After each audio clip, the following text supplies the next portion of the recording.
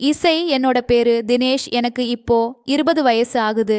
நான் ஒரு பிரைவேட் காலேஜ்ல பிகாம் செகண்ட் இயர் படிச்சிட்டு இருக்கேன். நான் பபீட் ஸ்டாண்டர்ட் படிக்கும்போது என்னோட அப்பா ஒரு ஆக்சிடென்ட்ல இறந்து போயிட்டாரு. அப்போ எனக்கு விவரமே தெரியாது, எதுவுமே புரியாத வயசு. ஆனா எங்க வீட்ல அப்பாவோட இறப்புக்கு அப்புறமா நிறைய விஷயங்கள் மாற ஆரம்பிச்சது. எப்பவுமே எங்க வீடு அமைதியா இருக்க ஆரம்பிச்சது. அப்பா இறந்ததுக்கு அப்புறமா எங்க வீட்ல யாருமே சிரிச்சது கிடையாது.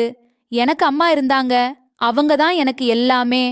ஆனா நான் 12வது படிக்கிறப்போ என்னோட அம்மாவுக்கு உடம்பு சரியில்லாம போச்சு. கொஞ்ச மாசங்கள் கவர்மெண்ட் ஹாஸ்பிட்டல்ல அம்மா ட்ரீட்மெண்ட் எடுத்துக்கிட்டாங்க. ஆனா எங்களால அவங்கள காப்பாத்த முடியல. கடைசியில என்னோட அம்மாவும் என்னை விட்டு போயிட்டாங்க. அம்மா என்னை விட்டு போனதுக்கு அப்புறமா எனக்கு உறவுன்னு சொல்லிக்கிறதுக்கு என்னோட அண்ணா மட்டும்தான் இருந்தாங்க. எங்க வீட்ல நானும் எங்க அண்ணனும் மட்டும்தான் இருந்தோம். நான் காலேஜ் சேர்ந்ததுக்கு அப்புறமா ஹாஸ்டலுக்கு வந்துட்டேன். என்னோட அண்ணா ஒரு கம்பெனில வேலை பார்த்துட்டு இருக்காரு.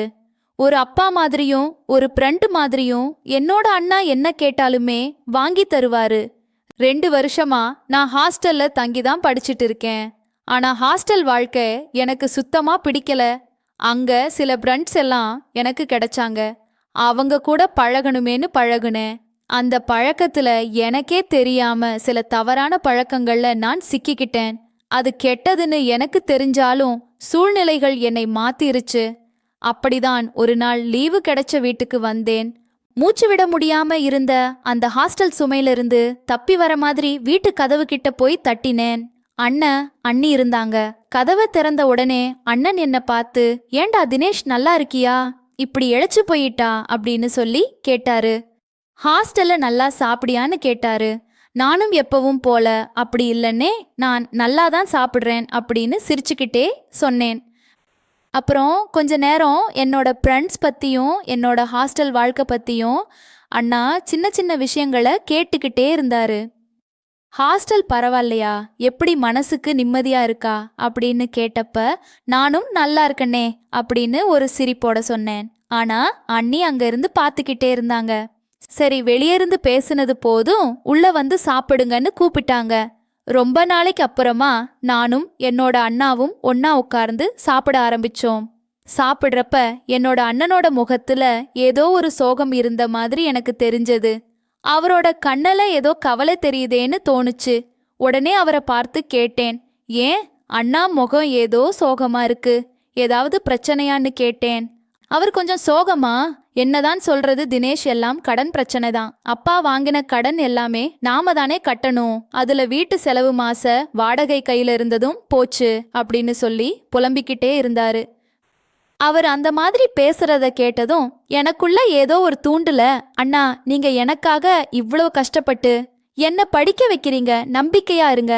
நான் காலேஜ் முடிச்சு உடனே வேலைக்கு போயிருவேன். எல்லா கடனையும் நாம அடைக்கலான்னு நானே உறுதியா சொன்னேன். அந்த நேரம் அண்ணி அங்க வந்தாங்க. இங்க என்ன உட்காந்து பேசிக்கிட்டே இருக்கீங்க, போங்க போய் கறி வாங்கிட்டு வாங்க, இல்லைன்னா சமைக்கவே டைம் போயிடும்னு சொல்லி அண்ணனை கிளம்ப சொன்னாங்க. அவங்க சொல்றத பார்த்ததும் அவங்க என் மேல வச்சிருந்த பாசம் என்னங்கிறது எனக்கு புரிஞ்சது. அதுக்கப்புறமா அண்ணி சாப்பிட்ட பாத்திரங்கள் எல்லாமே எடுத்து கழுவுறதுக்கு ஆரம்பிச்சாங்க. அவங்க நடந்துக்கிற விதம், என் மேல இருந்த அன்பும் எனக்கு ஏதோ வித்தியாசமா தெரிஞ்சிச்சு. ஆனா உண்மையா சொன்னா என் மனசுல அவங்க மேல இருந்தது வெறும் அண்ணியின் மீது இருக்க அன்பு இல்ல, அது வேற மாதிரியான ஒரு எண்ணம் தான். நானும் என்னோட ரூம்ல தூக்கம் வராம அப்படியே செவத்துல சாஞ்சப்படுத்திருந்தேன். என்னோட செவத்துக்கு பக்கமா ஒட்டியிருக்க ரூம் தான் அண்ணனோட ரூம். அண்ணனும் அண்ணியும் பேசுறது எனக்கு கிளியரா கேட்டுச்சு. அண்ணி சொன்னாங்க, நமக்கு கல்யாணமாகி 2 வருஷம் ஆச்சு, ஆனா இன்னும் குழந்தையே இல்ல, பாக்குற எல்லாமே குழந்தை இல்லையா இல்லையான்னு கேக்குறது எனக்கு ரொம்பவே கஷ்டமா இருக்கு. நம்ம டெய்லியும் தான் ஒன்னா இருக்கோம், அப்படி இருந்தும் நமக்கு குழந்தை இல்ல. அதுக்காக நம்ம டாக்டரை பார்த்து அதுக்கான ட்ரீட்மெண்ட் ஏதாவது பண்ணலாமேன்னு சொல்லி ரொம்ப மெதுவா அண்ணன் கிட்ட கேட்டாங்க. அப்படி அண்ணி கேட்கும்போது அவங்களோட குரல்ல ஒரு இயக்கம் தெரிஞ்சிச்சு. ஆனா அதுக்கு அண்ணன் என்ன சொன்னாருன்னா, நமக்கு ஏற்கனவே நிறைய கடன் இருக்கு, அதுல என் தம்பி படிக்கிறதுக்கும் நிறைய செலவு இருக்கு, அவனை எப்படியாவது படிக்க வைக்கணும், இது எல்லாம் முடிஞ்சுதான் பாத்துக்கலாம் அப்படின்னு சொல்லி சொன்னாரு. அந்த பதிலை கேட்ட அண்ணி வேற ஒன்னும் சொல்லாம பக்கத்திலேயே சாஞ்சு தூங்கிட்டாங்க. என்னமோ ஆனா அந்த வாய்ப்பு இல்லாம வருத்தப்பட்ட முகம் எனக்கு புரிஞ்சுச்சு. மறுநாள் காலையில எப்பவும் போல அன்னை வேலைக்கு போயிட்டாரு. நானும் அண்ணியும் வீட்ல இருந்தோம். நான் சாப்பிட்டதுக்கு அப்புறமா ஒரு மூலையில சும்மா உட்கார்ந்திருந்தேன். அண்ணி வீட்டு வேலையில ரொம்பவே பிஸியா இருந்தாங்க. வீடு துடைக்கிறது, பாத்திரம் கழுவுறது, சமைக்கிறது, துணி துவைக்கிறதுன்னு எல்லாமே ரொம்ப சுத்தமா செய்யற மாதிரி இருந்துச்சு. நானும் சத்தமில்லாம அவங்க நடமாட்டத்தை பார்க்கிற மாதிரியே இருந்தேன். நிதானமா நடந்து வந்த அவங்க நடையிலேயே ஒரு அமைதியும் ஏதோ மனசுக்குள்ள குழப்பமும் இருந்த மாதிரி தோணுச்சு. ஆனா அவங்க என்ன பார்த்து சிரிச்சுக்கிட்டே இருந்தாங்க. கொஞ்ச நேரத்துல வந்து பேசவும் ஆரம்பிச்சாங்க. அந்த சிரிப்பு ஒரு வசந்தம் கால சிரிப்பு மாதிரி இருந்துச்சு. ஆனா என்னோட உள்ளத்துல ஒரே ஒரு குழப்பம். அவங்க என்னோட அண்ணி, ஆனா என் மனசுல அவங்க மேல ஒரு சாதாரண அன்பா இல்ல. நான் தப்பா நினைச்சிட்டேன்னா எனக்கே தெரியல. மறுநாள் காலையில அண்ணன் வேலைக்கு போறதாக கிளம்பிட்டு இருந்தாரு. எப்பவுமே ஒரு பேக் கூட போகக்கூடிய அண்ணன் அன்னைக்கு 2-3 ட்ரெஸ்ஸையும் சேர்த்து எடுத்து வச்சாரு. அப்பதான் என்கிட்ட வந்து சொன்னாரு, தம்பி, நான் இன்னைக்கு நைட் வர முடியாது. வேலை விஷயமா கம்பெனில வெளியூருக்கு அனுப்புறாங்க. நான் நாளைக்கு நைட்டு தான் வருவேன். அதனால நீ அண்ணிய பத்திரமா பார்த்துக்கோ அப்படின்னு சொல்லி சொன்னாரு. அதுக்கு நானும் சரினா நான் பார்த்துக்கிறேன், நீங்க கவலைப்படாம உங்களோட வேலைய பாருங்கன்னு சொல்லி ரொம்பவே சந்தோஷமா அனுப்பி வச்சேன். அந்த நேரம் என்னோட மனசுக்குள்ள ரொம்பவே சந்தோஷமா இருந்துச்சு. ஏன்னா அன்னை இல்லாத நேரம் எனக்கு என்னோட எண்ணங்களை ஷேர் பண்றதுக்கான ஒரு டைம் கிடைக்கும் இல்லையா? அந்த டைம் எனக்கு ஒரு வித்தியாசமான உணர்வு ஏற்பட்டுச்சு.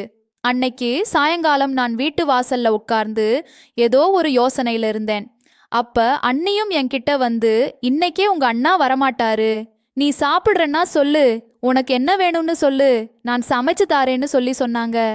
நானும் எதுவும் ஒன்றும் ஸ்பெஷலா செய்ய வேணாம், அண்ணி இருக்க சாப்பாட்டை ரெடி பண்ணுங்க அப்படின்னு சொல்லி சொன்னேன்.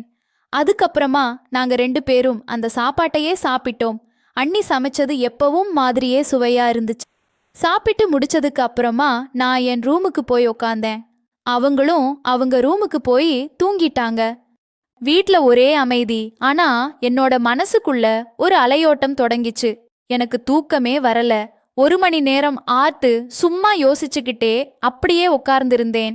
என்னோட மனசுல சின்ன சின்ன யோசனைகள் வந்து என்ன தொந்தரவு பண்ண ஆரம்பிச்சுது. அதனாலேயே மெதுவா எழும்பி அண்ணி தூங்குற ரூமை நோக்கி நடந்தேன். அவங்களோட கதவை லைட்டா ஓபன் பண்ணிக்கிட்டு உள்ள போனேன். அவங்க நிம்மதியா தூங்கிட்டு இருந்தாங்க. அவங்களோட முகம் தெளிவா தெரிஞ்சுச்சு. அந்த முகத்தை பார்த்ததும் எனக்கு ஒரு வகையான வருத்தமும் பரிதாபமும் வந்துச்சு. நிம்மதி இல்லாம தூங்குற முகம் மாதிரி எனக்கு தோணுச்சு. நான் போனதுமே உடனே அவங்க எழும்பிட்டாங்க. என்ன தினேஷ், என்ன ஆச்சு? ஏன் இந்த நேரத்துல? ஒன்னும் இல்ல, அண்ணி உங்ககிட்ட கொஞ்சம் பேசணும். அவங்க பக்கத்துல நிமிர்ந்து நின்னேன். மெதுவா பேச ஆரம்பிச்சேன்.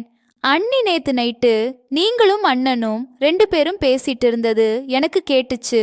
சுவர் பக்கமா தான் உட்கார்ந்திருந்தேன். நீங்க என்ன பேசுனீங்கன்றத எனக்கு கேட்டுருச்சு. என்னை மன்னிச்சுக்கோங்க, கேட்க கூடாதுன்னு தெரியும்தான், ஆனாலும் கேட்கிறேன். உங்க மனநிலை எனக்கு புரியுது. ஆனா அன்னை தப்பா நினைச்சுக்காதீங்க அண்ணே. அவர் ரொம்ப சிரமப்பட்டு எல்லாத்தையும் சமாளிக்கிறாரு. கொஞ்ச நேரம் கூட நிம்மதியா இருக்க மாட்டாரு. அதனால அவருக்கு வீட்டுக்கு வந்து சோர்வா இருக்கிறதுனால அவர் அப்படி நடந்துக்கிறாரு. அண்ணி உங்களுக்கு ஏதாச்சும் உதவி தேவைப்பட்டுச்சுன்னா என்கிட்ட நீங்க தயக்கப்படாம கேளுங்க. நான் இது எல்லாத்தையுமே மெதுவா கனிவா அண்ணிகிட்ட சொல்லிக்கிட்டு இருந்தேன். இத கேட்டுக்கிட்டு இருந்த என்னோட அண்ணியோட முகம் மாற ஆரம்பிச்சது. அந்த நிமிஷத்துல திடீர்னு அவங்க என்ன பார்த்தாங்க. அவங்களோட முகம் கோவத்துல கருத்து போச்சு. என்னடா பேசுற? என்னடா அர்த்தமே இல்லாத விஷயம் பேசிட்டு இருக்க? என்ன பேசுறன்னு புரிஞ்சுதான் பேசுறியா? உன்னோட மனசுல இப்படி ஒரு எண்ணம் கூட இருக்கா அப்படின்னு சொல்லி உடனே எனக்கு ஒரு அறவிட்டு என்னை வெளியே போக சொல்லி சொன்னாங்க. நான் அவங்க ஆவேசத்துக்குள்ள பயந்து போயிட்டு, மன்னிச்சிடுங்க அண்ணி, நான் தெரியாம கேட்டுட்டேன். தயவு செஞ்சு இந்த விஷயத்த அண்ணன் கிட்ட சொல்லாதீங்க அண்ணி ப்ளீஸ் அப்படின்னு சொல்லி கெஞ்சனே. அவங்க கோவம் கொஞ்சம் கூட குறையாம, இதுக்காகவா உன்னை இரவு பகல் பார்க்காம உன்னை அண்ணே வேலை செஞ்சு கஷ்டப்பட்டு படிக்க வைக்கிறாரு. இந்த கையால உனக்கு எத்தனை தடவை சாப்பாடு போட்டிருக்கேன்னு தெரியுமா? உன் மேல எவ்வளவு மரியாதை அன்பு இருக்குன்னு தெரியுமா? அந்த மாதிரி இருக்க நீ இப்படி கேக்குறது உனக்கு எப்படி மனசு வந்துச்சு? உன்னை நினைச்சா எனக்கே வெக்கமா இருக்கு. எங்க அண்ணி என்கிட்ட டென்ஷன் ஆகுறத பார்த்து என்ன சொல்றதுன்னு தெரியாம சும்மா தலைய கீழே குனிஞ்சுகிட்டு ரூமை விட்டு வெளியே வந்தேன். அவங்க உள்ள நின்னு என்ன பார்த்து மனசு உடைஞ்சு நிக்கிற மாதிரி தோணுச்சு. அந்த சமயத்துல எங்க அண்ணி மனசுக்குள்ள நிறைய விஷயம் கலக்கமா ஓடிக்கிட்டு இருந்துச்சு. இந்த பையனை நான் குழந்தை மாதிரின்னு நினைச்சேனே, இப்படி கேட்டுட்டானே, இது என் கணவருக்கு தெரிஞ்சா போதும் என்ன ஆகும் அப்படின்னு ஒரே குழப்பமா யோசிக்க ஆரம்பிச்சாங்க. கொஞ்ச நேரம் ஒரே குழப்பத்துல நிம்மதியா இருக்க முடியாம மனசுக்குள்ள ஒரு முடிவுக்கு வந்துட்டாங்க. என்னோட கணவர் வந்ததும் இத பத்தி சொல்லிதான் ஆகணும் அப்படின்னு முடிவு பண்ணாங்க. நானும் என்ன பண்றதுன்னு தெரியாம பயந்துகிட்டே இருந்தேன். அடுத்த நாள் காலையில வரேன்னு சொன்ன அண்ணன் நைட்ட தான் வந்தாரு. அண்ணி கேட்டாங்க ஏன் இவ்வளோ லேட் ஆச்சுன்னு. அதுக்கு அண்ணன் சொன்னாரு, நீ எதுக்கு இப்படி கத்துற, எனக்கு டயர்டா இருக்குன்னு சொல்லி அண்ணிய பார்த்து சொன்னாரு. அப்ப அண்ணி உங்ககிட்ட ஒரு விஷயம் சொல்லணும்னு சொன்னாங்க. அண்ணன் எதையுமே கேட்காம நீ கொஞ்சம் தள்ளு, நீங்க எத்தனை முறை இதையே சொல்லிட்டு இருப்பீங்க, நான் முதல்ல எல்லா கடனையும் அடைக்கணும், அதுக்குள்ள இதெல்லாம் முடியாது, அது வரைக்கும் என்கிட்ட இத பத்தி பேசாத அப்படின்னு சொன்னாரு. இத கேட்டு என்னோட அண்ணி ரொம்பவே சோகமாயிட்டாங்க. நம்ம சொல்ற எதையுமே இவர் காது கொடுத்து கூட கேட்கவே மாட்டேங்கிறாரே அப்படிங்கிற கவலையில அவங்க இருந்தாங்க. ஆனா எங்க அண்ணா அதை எதையுமே கண்டுக்காம போய் தூங்கிட்டாரு. இத பார்த்த அன்னைக்கு ரொம்பவே கோபம் வந்துச்சு. அப்ப அண்ணி என்னோட பக்கத்துல வந்து உட்காந்து, தினேஷ் நீ கேட்டதுல எந்த தப்பும் இல்ல, நீ உனக்கு பிடிச்ச மாதிரி இரு, நீதான் இனி எனக்கு ஒரே நம்பிக்கை, இனிமே நான் எப்ப வேணாலும் உன்கிட்ட உதவி கேட்கிறேன் அப்படின்னு சொல்லி சொன்னாங்க. அதை கேட்டு என்னோட மனசுல ரொம்பவே நிறைவா சந்தோஷமா இருந்துச்சு. அதுக்கு அப்புறமா நான் என்னோட ரூமுக்கு போயிட்டேன். அதுக்கு அடுத்தடுத்து செய்ய வேண்டிய விஷயங்கள் எல்லாமே ஒன்னொன்னா நான் செய்ய ஆரம்பிச்சேன். இப்படியே நாட்கள் போற்று. அதுக்கு அடுத்த நாள் வழக்கம் போல பக்கத்துல இருக்கக்கூடிய ரோட்ல நான் நடந்து போயிட்டு இருந்தேன். அந்த நேரம் எங்க அண்ணனும் அண்ணனோட 2 ஃப்ரெண்ட்ஸும் ஒரு ரோட்டோரமா இருக்கக்கூடிய கடையில நின்று பேசிட்டு இருந்தாங்க. நானும் கொஞ்ச தூரத்துல இருந்து ஒரு ஆட்டோக்கு பக்கத்துல நின்றுட்டு இருந்தேன். அவங்களோட பேச்சு எனக்கு அங்கிருந்து நல்லாவே கேட்டுச்சு. அந்த ஃப்ரெண்ட்ஸ் கிட்ட பேசுறப்போ என்னோட பேர் அடிபட்டுச்சு. உன்னோட தம்பி தினேஷ் 2 வருஷமா போதை பழக்கத்துல இருக்கானாம், காலேஜ்ல பசங்க சொன்னாங்க. அப்புறமா பொண்ணுங்க விஷயத்துல கூட கொஞ்சம் மோசமா இருக்கான்னு கூட கேள்விப்பட்டோம் அப்படின்னு இன்னொருத்தர் சொன்னாரு. இத கேட்டு என்னோட மனசு ஒரு மாதிரி ஆயிடுச்சு. நான் தலைய அப்படியே கீழே போட்டுக்கிட்டேன். அதே நேரம் என்னோட அண்ணா கொஞ்சம் கூட டைம் எடுத்துக்காம உடனே அவங்க சொன்னதுக்கு பதில் கொடுக்க ஆரம்பிச்சிட்டாரு. நீ அப்படியெல்லாம் சொல்லாத, என்னோட தம்பி குழந்தை மாதிரி அவன் ஒரு தப்பும் பண்ண மாட்டான், நீங்க யார பத்தி பேசுறீங்கன்னு பார்த்து பேசணும் அப்படின்னு அவங்கள கண்டிக்கவும் செஞ்சாரு. இத கேட்டு எனக்கு ஓரமா நின்னபடியே கண்ணீர் வர ஆரம்பிச்சிச்சு. அதுக்கடுத்து இன்னொரு நண்பர் சொன்னாங்க, அப்புறமா நீ உன்னோட தம்பியையும் உன் வைஃபையும் வீட்ல தனியா விட்டுட்டு நிம்மதியா வேலைக்கு போற, எப்பயாவது நம்பிக்கைய கிழிக்க போற மாதிரி ஒரு விஷயம் நடக்க போகுது பாரு, கொஞ்சம் கவனமா இருந்தா நல்லதுதானே அப்படின்னு அவங்க எச்சரிச்சாங்க. அந்த வார்த்தைகள் என்னோட காதை கிழிக்கிற மாதிரி இருந்துச்சு. ஆனா என்னோட அண்ணன், இனிமே ஒரு வார்த்தை கூட பேசாத, எனக்கு தெரியும் என் வைஃப் எப்படி இருக்கான்னு, அவ ரொம்ப நல்லவ, என்னோட வாழ்நாள்ல சந்திச்சவங்க எல்லாம் அவ மாதிரி இல்ல, எப்பவுமே என்னோட குடும்பத்துல சின்ன சின்ன விஷயமா இருந்தாலும் கவலைப்படுவா, அவளை பத்தி நீங்க ஒரு வார்த்தை கூட தப்பா பேசக்கூடாது அப்படின்னு சொல்லி சொன்னாரு. அதுக்கு அண்ணனோட ஃப்ரெண்ட்ஸு 2 பேரும் சிரிச்சுக்கிட்டே, சரி சார், நாங்க யாரையும் தப்பா சொல்லல, உங்களுக்கு நிறைய பொறுப்புணர்வு இருக்கு, ரொம்ப கவனமா இருங்கன்னு சொல்லிதான் சொன்னோம் அப்படின்னு தலையாட்டுனாங்க. என்னோட அண்ணா என் மேல எவ்வளவு நம்பிக்கை வச்சிருக்காரு அப்படிங்கிறதும் மத்தவங்க கிட்ட என்ன விட்டு கொடுக்க கூடாது அப்படிங்கிறதையும் அந்த நிமிஷம் நான் நல்லாவே புரிஞ்சுக்கிட்டேன். அவருக்கு நான் தம்பி மட்டும் இல்ல, இந்த குடும்பத்தோட நம்பிக்கைனா அப்படின்ற விஷயத்துல நான் உறுதியாக ஆரம்பிச்சேன். எங்க அண்ணா பேசினதை பார்த்துட்டு நான் ரொம்பவே உடஞ்சு போயிட்டேன். அடுத்த நிமிஷமே நேரா வீட்டுக்கு போயிட்டு என்னோட அண்ணிகிட்ட, அண்ணி நான் உங்ககிட்ட ஒரு விஷயம் சொல்லணும், ரொம்பவே முக்கியமான ஒரு விஷயம் சொல்லணும். நேத்து அண்ணனோட ஃப்ரெண்ட்ஸ் 2 பேரு என்னை பத்தியும் உங்களை பத்தியும் நிறைய விஷயம் அண்ணா கிட்ட தப்பா சொன்னாங்க. ஆனா அண்ணா இது எதுவுமே நம்பவே இல்ல. நம்ம 2 பேர் மேலயும் அவ்வளோ நம்பிக்கை வச்சிருக்காரு. ஆனா நம்ம அவருக்கு பண்ணது பெரிய துரோகம் அப்படின்னு சொல்லும்போதே என்னோட குரல் ஒரு மாதிரி ஆகிருச்சு. நான் நிறைய தப்பு பண்ணியிருக்கேன். ஆனா எதுவுமே எனக்கு தப்பு மாதிரி தெரியல. ஆனா இன்னைக்கு அன்னை வாயிலேயே என்னோட தம்பி குழந்தை மாதிரி அவன் ஒரு தப்பு கூட பண்ண மாட்டான். என்னோட மனைவி தங்க மாதிரி அப்படின்னு சொன்ன நேரத்துல என்னோட மனசு உடைஞ்சு போச்சு. என் மேலையும் நம்பிக்கை வச்சிருக்காரு. நம்மளால அவருக்கு எதிரா ஒரு விஷயம் செஞ்சு வாழ முடியாது அண்ணி. அவர் நம்பிக்கை தான் நம்மள நல்லபடியா வச்சிருக்கு. அண்ணி ஒண்ணுமே சொல்லாம அப்படியே என்னை பார்த்துக்கிட்டே இருந்தாங்க. அண்ணே எனக்காக தான் இந்த கடனை வாங்கி என்ன படிக்க உதவி செய்றாரு. ஆனா அவருக்கு நான் பண்ணது நினைச்சாலே எனக்கு வெட்கமா இருக்கு. இதுவரைக்கும் இப்படி இருந்தது போதும். தயவு செஞ்சு நீங்க ஒழுக்கமா இருங்க அண்ணி. நீங்களும் என்ன மன்னிச்சுக்கோங்க. நம்ம வாழ்க்கைய பார்த்துக்கலாம் அப்படின்னு சொல்லி அங்க இருந்து போயிட்டேன். அடுத்த நாள் காலையில எப்பவும் போல எழும்பி நான் காலேஜ் போறதுக்காக ரெடி ஆகினேன். காலையில டிபன் சாப்பிட்டு அண்ணா வேலைக்கு போறதுக்காக ரெடி ஆயிட்டு இருந்தாரு. அண்ணாவோட பக்கத்துல போயிட்டு, அண்ணா இன்னைக்கு நான் காலேஜ் போறேன் அப்படின்னு சொல்லி சொன்னேன். அதுக்கு என்னோட அண்ணா சொன்னாரு, உனக்கு அதுக்குள்ள லீவ் முடிஞ்சிருச்சான்னு சொல்லி கேட்டாரு. சரி பார்த்து பத்திரமா போயிட்டு வா. நல்ல ஒழுக்கமா படிப்புல கான்சென்ட்ரேட் பண்ணு. நல்லா படிச்சு ஒரு வேலைக்கு போனாதான் நம்ம குடும்பத்துல இருக்க கடனையும் அடைக்க முடியும். நீயும் வாழ்க்கையில ஒரு நல்ல நிலைமைக்கு வர முடியும்னு சொல்லி என்னோட அண்ணா சொன்னாரு. இத கேட்டதுமே அண்ணாவோட கால்ல விழுந்து ஆசீர்வாதம் வாங்க போனேன். அண்ணா என்ன தூக்கி, நீ எதுக்கும் கவலைப்படாத, உனக்கு எப்பவும் ஒரு பிரெண்டா நான் இருக்கேன்னு சொல்லி என்னோட தோல்ல தட்டி கொடுத்தாங்க. என்னோட அண்ணா என்னோட தோல்ல தட்டி கொடுக்கும்போது என்னோட அப்பாவும் அம்மாவும் எங்க அண்ணா ரூபத்துல இன்னும் இருக்காங்க அப்படின்ற ஒரு நம்பிக்கை எனக்குள்ள தோணுச்சு. நல்லா படிக்கணும், நல்ல ஒரு வேலைக்கு போகணும், எங்க அண்ணனுக்கு எப்பவுமே ஒரு உதவியா இருக்கணும்ன்றது அன்னைக்கு நான் முடிவு பண்ணேன். அப்போ என்னோட அண்ணிய நான் பார்க்கறப்போ அவங்க எதுவுமே பேசாம ரொம்பவே அமைதியா நின்னுட்டு இருந்தாங்க. அண்ணா கிட்ட சொன்னேன், அண்ணிய பத்திரமா பாத்துக்கோங்க அண்ணா அப்படின்னு சொல்லி அண்ணா சொன்னாரு, உன்னோட அண்ணிக்கு என்னடா கவலை, அவன் நல்லபடியா இருப்பா, நீ கவலைப்படாம போயிட்டு வான்னு. ஆனா என்னோட அண்ணியோட கண்ணுல எனக்கு தெரிஞ்சது அவங்க மனசுல என்ன நினைக்கிறாங்கன்னு.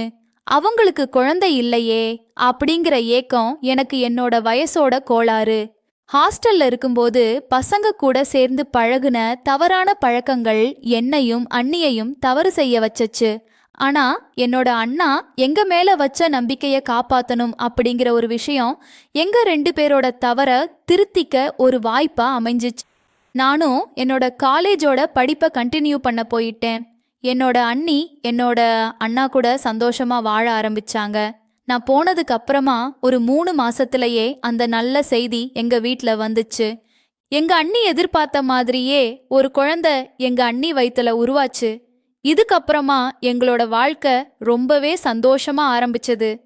நானும் காலேஜ் முடிச்சிட்டு காலேஜோட கேம்பஸ்லயே எனக்கு ஒரு நல்ல வேலையும் கிடைச்சது. அந்த வேலையில ஜாயின் பண்ணதுக்கு அப்புறமா என்னோட அண்ணாவுக்கு நான் ரொம்பவே உதவியா இருக்க ஆரம்பிச்சேன். அந்த வீட்ல நான் அண்ணா அண்ணின்னு சொல்லி எல்லாரும் ரொம்பவே சந்தோஷமா வாழ ஆரம்பிச்சோம். என்னோட அண்ணி ஒவ்வொரு முறை என்னை பார்க்கும்போதும் எனக்கு ஒரு கஷ்டமா இருக்கும். இருந்தாலும் வயசு கோளாறுனால செஞ்ச தவறை திருத்திக்கிறதுக்கான ஒரு வாய்ப்பு கிடைச்சச்சேன்னு சொல்லி என்னோட மனசை நான் தேத்திக்குவேன். எங்களோட லைஃப் எந்த ஒரு கஷ்டமும் இல்லாம இப்ப ரொம்பவே சந்தோஷமா இருக்கு. அண்ணி ஆசைப்பட்ட மாதிரி ஒரு பிள்ளைக்கு பதிலா 2 குழந்தைய அந்த கடவுள் கொடுத்தாரு. இந்த கதை உங்களுக்கு பிடிச்சிருந்தது அப்படின்னா ஒரு லைக் பண்ணிக்கோங்க. இது போன்ற கதைகள் கேட்க பிடிக்கும் அப்படின்னா நம்ம சேனலை சப்ஸ்கிரைப் பண்ணிக்கோங்க. அடுத்த இன்னொரு இன்ட்ரெஸ்டிங்கான யூஸ்ஃபுல்லான ஒரு கதையில சந்திக்கலாம். நன்றி.